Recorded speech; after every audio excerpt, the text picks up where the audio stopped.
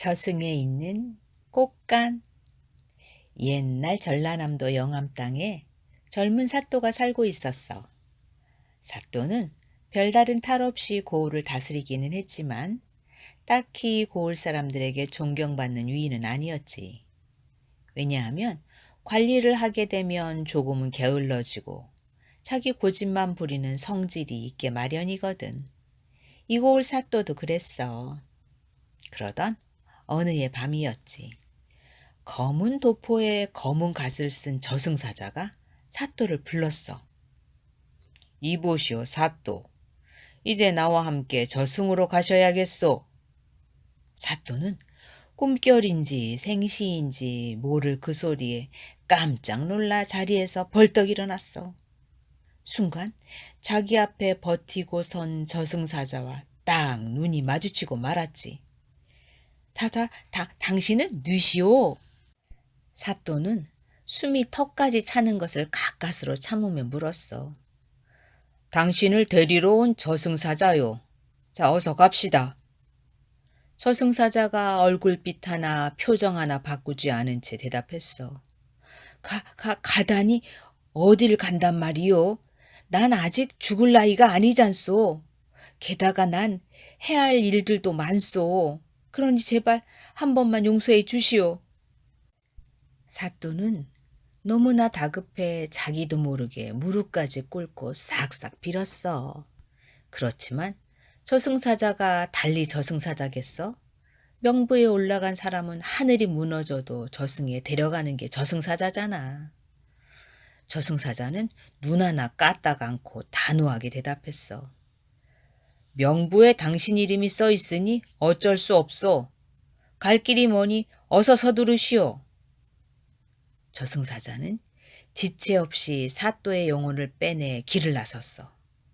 저승으로 가는 길은 음침하고 멀었지. 게다가 망각의 강을 건널 때는 온몸에 소름이 끼치는 것처럼 오싹한 기분이 들지 뭐야. 저승사자님, 저는 돌아가야 합니다. 세상에 아직 할 일이 남아있다니까요. 사또는 저승사자의 도포자락을 붙잡고 다시 또 간절하게 사정했어. 하지만 사또의 말은 허공 중에서 메아리로만 떠돌았지. 저승사자의 발걸음을 붙잡지는 못했어. 저승사자는 뒤도 돌아보지 않고 앞만 보면서 걸었어. 얼마 후 사또는 저승사자와 함께 염라대왕이 있는 곳까지 이르게 되었지. 사또는 염라대왕의 서슬퍼런 얼굴에도 아랑곳 없이 무릎을 꿇고 또 한 번 사정했어. 염라대왕님, 제 명을 조금만 더 늘려주십시오. 집에 있는 늙은 노모와 처자식은 제가 아니면 돌볼 사람이 없습니다.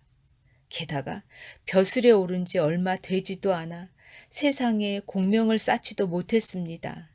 그러니 제가 세상으로 돌아가 그동안 못다한 사명을 다할 수 있도록 저를 불쌍하게 여겨 주십시오.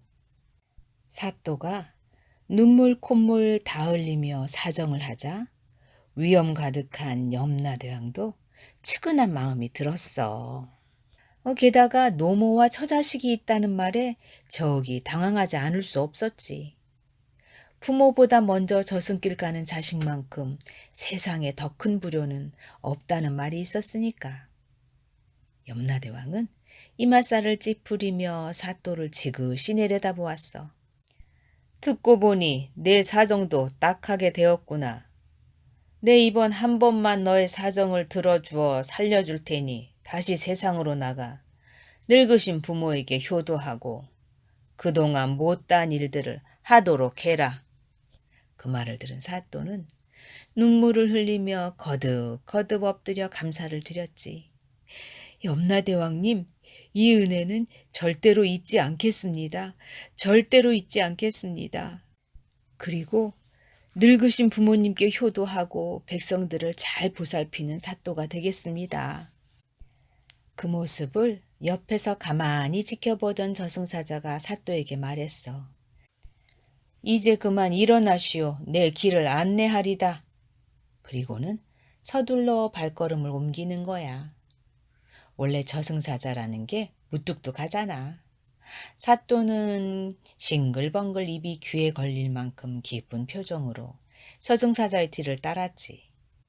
그런데 한참을 앞서가던 저승사자가 느닷없이 사또를 돌아보며 말하는 거야. 살아서 이승으로 돌아가게 되었으니 인사치레를 해야 하지 않느냐. 이승까지 길 안내하는 삭슬 내어라. 사또는 저승사자의 느닷없는 말에 가슴이 철렁 내려앉았어. 너무나 갑작스럽게 저승길에 따라 나선지라 돈이 있을 턱이 없었지. 갑자기 저승이 오는 바람에 돈이라곤 한 푼도 없습니다. 나중에 드리면 안 되겠습니까? 사또는 저승사자가 역정을 내지는 않을까. 그래서 다시 저승으로 데려가면 어쩌나 내심 조마조마하며 대답했지. 그러자 저승사자가 쯔쯔 절을 차며 사또를 커다란 곳간 앞으로 데리고 가는 거야. 네, 그럴 줄 알고 미리 조치를 취해놨지. 이 곳간은 사람들이 이승에서 남에게 은덕을 베풀 때마다 그만큼의 재물이 쌓이도록 돼 있어. 그러니 내 몫의 곳간에서 재물을 꺼내 내게 삭슬내어라. 저승사자는 말을 마치고는 사또의 등을 곳간 안으로 떠밀었어. 사또는 어리둥절한 얼굴로 저승사자가 시키는 대로 곳간문을 열었어. 그런데 원님의 곳간은 달랑 집 한 단뿐인 거야. 그 집단은 원님이 어렸을 적에 애 낳으려는 여인에게 깔개가 없는 것을 보고 급히 갖다 주었던 집단이었지. 사또는 너무나 안타깝고 당황스러워 할 말을 잃고 말았어. 그 모습을 보고 있던 저승사자가 원님에게 호통을 쳤어. 내 이놈! 이승에서 남을 돕는 일을 하지 않고 제 뱃속만 차렸구나. 아이고 저승사자님, 이제 어쩌면 좋습니까? 저는 이승으로 못 가는 것입니까? 사또는 울상이 되어 저승사자의 옷자락을 붙잡고 물었지. 괘씸한 놈, 내 마음 같아서는 지금 당장 저승으로 다시 끌고 가고 싶다만 염라대왕의 명을 어길 수는 없는 터 나를 따라오너라. 그러고는 사또를 다른 곳간으로 데려갔어. 이 곳간은 내 고을에 사는 덕진이라는 여인의 곳간이다. 그 여인은 세상에서 쌓은 덕이 많으니 곳간 역시 가득 차 있을 것이다. 급한 대로 덕진의 것을 빌려 쓰고 이승으로 가거든 갚도록 하거라. 사또는 이제 살았다 싶어 서둘러 덕진의 곳간을 열어보았지. 그러자 저승사자의 말대로 덕진의 곳간에는 쌀가마와 돈이 가득하지 뭐야. 이렇게나 많이 쌓여 있다니 참으로 부끄럽구나. 사또는 마음 깊이 깨달은 바가 있어 크게 뉘우쳤지. 그래도 어쨌든 지금은 이승으로 돌아가는 일이 급했던지라 사또는 덕진의 곳간에서 쌀 300쌈을 빌려 저승사자에게 주었어. 내가 이 일을 기억하고 있다는 걸 명심하고 세상에 나가거든 반드시 갚아야 할 것이다. 여부가 있겠습니까? 반드시 갚도록 하겠습니다. 사또가 거듭 다짐을 하자 저승사자는 그제야 사또를 이승으로 데려다주고 돌아갔지. 다음 날 아침 사또는 무사히 눈을 떴어. 그리고는 간밤에 있었던 일들을 곰곰이 생각해 보았어. 아이쿠, 이젠 살았다. 그런데 덕진이라는 여인은 누구인지. 옳다. 내 소문을 들은 바가 있었던 것도 같구나. 사또는 서둘러 관가로 나가 하인을 시켜 덕진이 사는 곳을 알아보라고 명했어. 한편 전라남도 영암에 있는 강가 나루터에 주막이 하나 있었거든.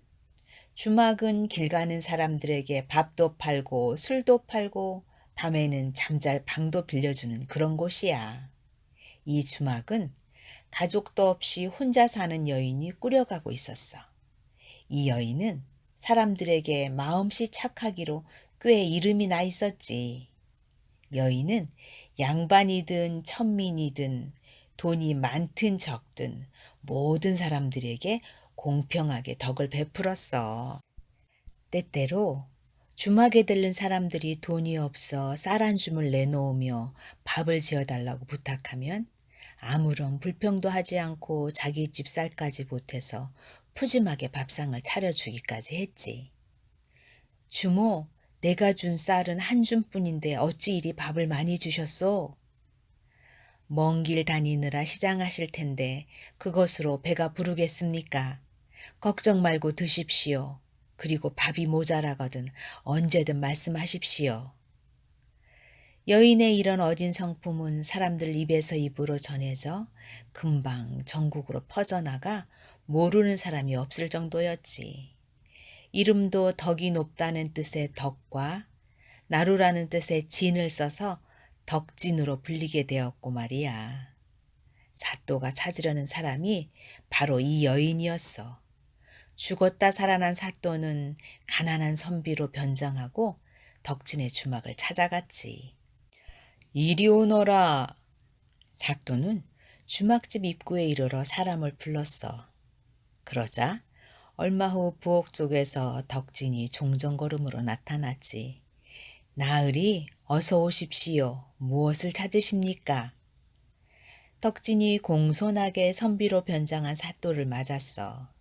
사또는 덕진의 얼굴을 찬찬히 뜯어보고는 소문대로 덕이 있어 보이고 몸가짐도 가지런하다 생각하였지. 여기 국밥 한 그릇하고 술 좀 내주게. 사또는 심짓 모르는 척 시치미를 떼며 말했어. 알겠습니다. 잠시만 기다려 주십시오. 사또는 덕진이 차려준 밥과 술을 맛있게 먹고는 덕진에게 물었어. 내가 얼마를 내야 하는가? 그러다 덕진이 두냥이면 족하다고 공손하게 말했지. 이보게, 밥값과 술값이 어찌 이리 싼가? 사또가 의아한 듯 물었어. 가난한 사람들도 부담 없이 술 한 잔 마시고 밥 한 술 더 먹을 수 있도록 싸게 받는 것입니다. 덕진이 빙그레 웃으며 대답하자 사또는 그제야 왜 사람들이 칭찬을 하는지 알 것 같았어. 며칠 뒤 사또는 또 덕진을 찾아갔어. 급히 돈이 필요하니 열량만 빌려주지 않겠는가? 그러자 덕진이 싫은 기색도 하지 않고 선뜻 열량을 내밀지 뭐야. 이 돈은 천천히 갚아도 되는 돈이니 여유가 생길 때 주셔도 됩니다. 어허, 이렇게 욕심 없이 남들에게 베풀어 주니 그것이 쌓이고 쌓여 저승곳간이 그렇게 가득 찼구나. 사또는 덕진의 따뜻한 마음씨에 또 한 번 크게 감동했지. 이 돈은 내 며칠 내로 갚아주겠네. 그로부터 며칠 뒤 사또는 달구지에 쌀 300섬을 싣고 덕진의 주막을 다시 찾아갔어. 주모, 자네에게 빚진 열량하고 쌀 300섬이네. 그 말에 덕진은 어리둥절했지. 열량을 빌려준 건 기억이 있으나 쌀 300섬을 빌려준 적이 없었거든. 저는 원님께 쌀을 빌려드린 적이 없습니다. 이것만은 받을 수 없습니다. 덕진은 사또가 가져온 쌀을 공손히 거절했어. 다른 사람 같으면 모르는 척 그냥 받았을지도 모르는데 말이야. 자네는 빌려준 적이 없으나 나는 분명히 빌렸으니 갚는 것이네. 아무 소리 말고 받게. 사또가 너그럽게 웃으며 말했어. 아무리 그러셔도 이유를 모르는 재물을 어찌 받을 수 있겠습니까? 다시 가져가십시오. 덕진이 한사코 받기를 거절하자 사또는 그제야 저승에 갔던 일과 그곳에서 덕진의 곳간에 있는 쌀 300섬을 저승사자에게 준 일을 모두 말해 주었어. 덕진은 사또의 말에 깜짝 놀라기도 하고 휴 한숨을 쉬기도 하면서 조용히 듣고만 있었지. 참으로 다행스러운 일입니다. 그럼 저 역시 사또님의 호의를 고맙게 받겠습니다. 대신에 그 300섬의 쌀로 강에 다리를 하나 놓아 주십시오. 덕진이 말한 강은 다리가 없는 까닭에 배를 타고 건너야 했고 장마라도 들면 그나마 건너기가 힘들 정도였어. 그러다 보니 사람들이 그 강을 건너려면 여간 애를 먹어야 하는 게 아니었지. 사또는 또 한 번 덕진의 따뜻한 마음에 감동을 받았어. 내 그대의 뜻대로 다리를 놓아주겠네. 사또는 덕진의 말대로 강에 튼튼하고 넓은 다리를 놓아주었어. 그리고는 이름을 덕진다리라고 붙여주었지. 사람들은 이제 덕진다리 덕분에 쉽사리 강을 건널 수 있게 된 거야. 그 후로도 사람들은 덕진다리를 건널 때마다 덕진의 아름다운 덕을 기렸다고 해.